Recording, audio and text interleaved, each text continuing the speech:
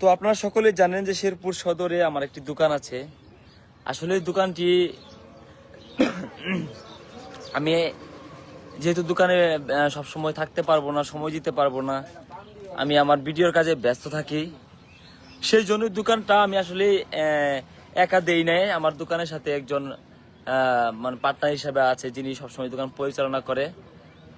তো সেই সুবাদে কালকে হঠাৎ করে দেখলাম মানে পার্টনার খুব চিন্তিত, এবং কি আমাকে কিছু না বলেই দেখলাম ওই বিল্লাল সাহেবকে নিয়ে যায় সে আমার দোকান উনি ওপেন করলো।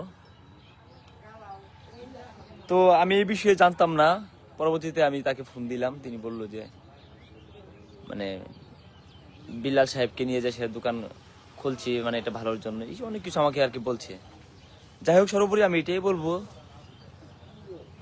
ওনার তো উদ্দেশ্য ছিল যে আমার দোকান ভেঙে দিবে, আমার দোকান মানে মানে কি দোকানে আগুন দিবে, ভেঙে দিবে।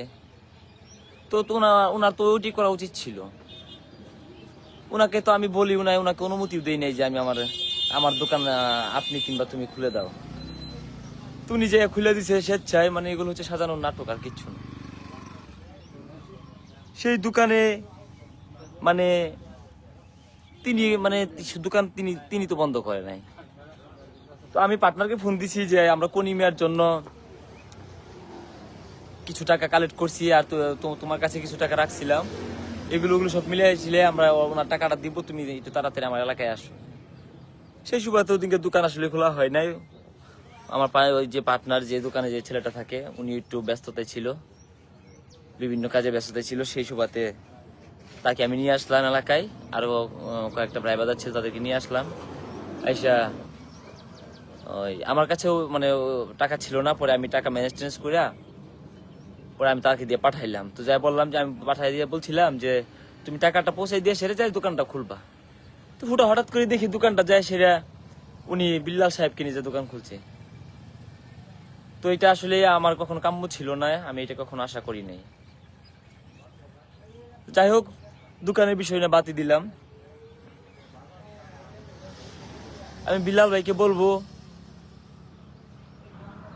যে তুমি যেহেতু আমাকে মানে ফোন দিলা, কথা বললা, সবকিছু ঠিকঠাক আছে, ক্যামেরার সামনে লাইভের সামনে তুমি আমাকে ফোন দিলা, কথা বললা, আমিও কথা বললাম, সব ঠিক আছে।